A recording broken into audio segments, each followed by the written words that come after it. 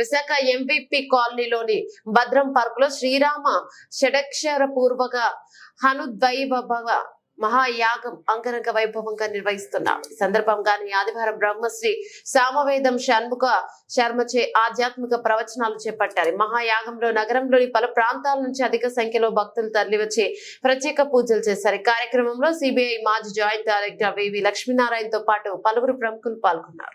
శ్రీమాత్రే నమః, శ్రీ గురుభ్యో నమః. నా పేరు శ్రీమతి కొడుకుల లక్ష్మీ కృష్ణవేణి.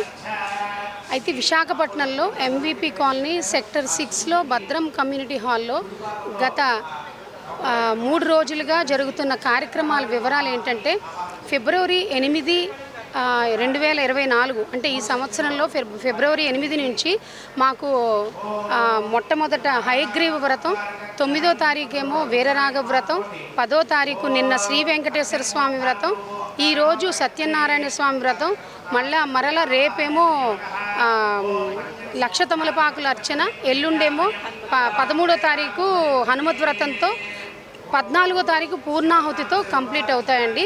ఇది పూర్తిగా ఈ కార్యక్రమాలన్నీ శ్రీ కందాల వెంకట సత్యశ్యామ్ గారు, అరుణా గాయత్రి గారి దంపతుల ఆధ్వర్యంలో జరగబోతోంది కూడా. అయితే పొద్దున్న ఈ కార్యక్రమాలు భద్రం కమ్యూనిటీ హాల్లో 8 నుంచి మొదలవుతాయండి. 1 గంట వరకు పూజ అనంతరం దేవతా ప్రసాదంతో కంప్లీట్ అవుతుంది.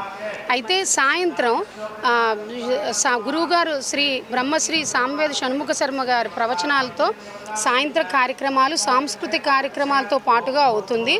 తప్పనిసరిగా భక్తులందరూ ఈ గురువుగారి ప్రవచనాలకి వచ్చి భక్తి పార్వశ్యంలో మునిగి అతని ప్రవచనాలు అందుకొని అందరూ కృపాకటాక్షాలు శ్రీ సీతారామ ఆంజనేయ అనుగ్రహాలు పొందాలని మేము కోరుకుంటున్నాం. అయితే ప్రతిరోజు పొద్దున్న కార్యక్రమాలకే సుమారు 500 మంది దంపతులు పాల్గొంటున్నారు ప్రతి పూజలోని.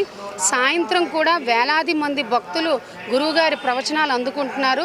దయచేసి అందరికీ మనవి, ఈ ప్రోగ్రామ్స్ అందరూ వచ్చి జయప్రదం చేయాల్సిందిగా మా కమిటీ సభ్యులందరం మేము కోరుకుంటున్నాం. జై శ్రీరామ్, జై హనుమాన్.